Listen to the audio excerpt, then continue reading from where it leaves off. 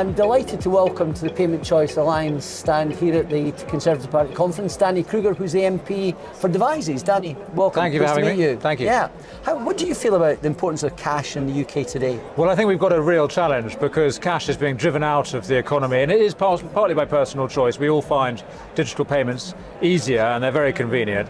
But it's also being driven out by the decisions of people with the power to influence us. So that means banks themselves, which obviously find it easier to encourage retailers to use digital, retailers who find it easier, and I'm afraid to say by the government, which is, while I support the efforts to ensure that there is a linked cash point, there is access to cash, and that's been protected through recent legislation, which I welcome.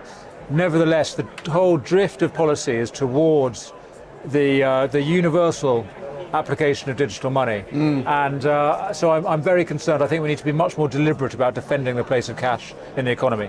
Yeah, and I noticed in towns like Devizes, which you represent, that there's been a loss of bank branches already, although you still have 2 full bank branches, but they're not guaranteed to be there in a couple of years' time, and the ATMs with them will go too.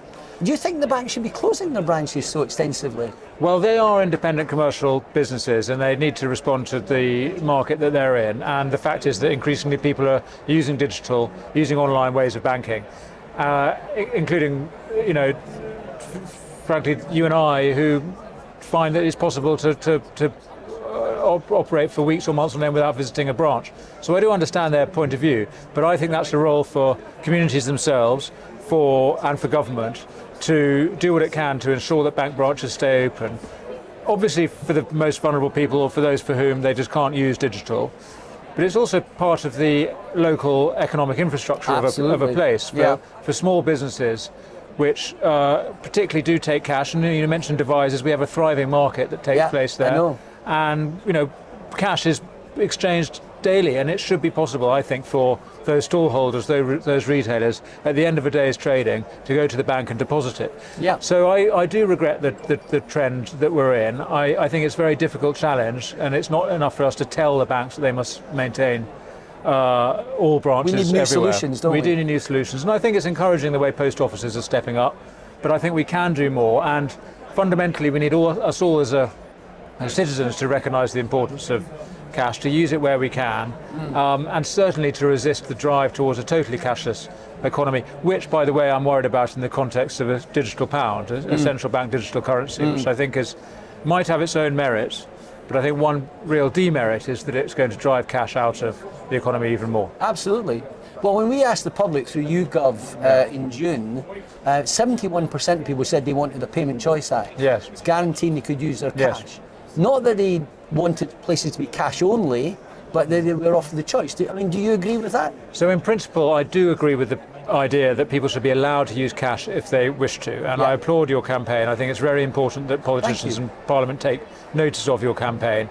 I would like to see government seriously consider the option of insisting that at least some retailers should be required to take cash. I resent it when I see that sign saying, no cash or card only. I think that's wrong, because if people want to use cash, it's legal tender, and I think there's a strong case to be made for insisting that firms should take it, unless it's extreme inconvenience or indeed a security threat for them to have to carry cash. I think it's right in principle that they should do so. But I think good businesses would want to take cash if there is proper public demand for it. So part of it is about the job of all of us as well. And one of the problems is, I don't know how many businesses are cashless in Devizes at the moment. There's some fairly major chains have gone cashless, but I would say 80% of businesses still accept cash in the UK today, but it is a creeping thing. But the 20% maybe that have moved out of cash are really dumping responsibility for cash on the other 80%, aren't they? So they're saying, well, we're making savings, but some businesses can't get out of cash because 60% of their business is still in cash, and nor should they, by the way, and they're having to bear the brunt of the cost of cash then. So it's not really fair, is it? It's not spreading the load as some businesses opt out. You could say there's an unfair advantage in those businesses that don't take cash and that therefore can lower their costs compared to the businesses which do have to take cash. So I think there's something in that.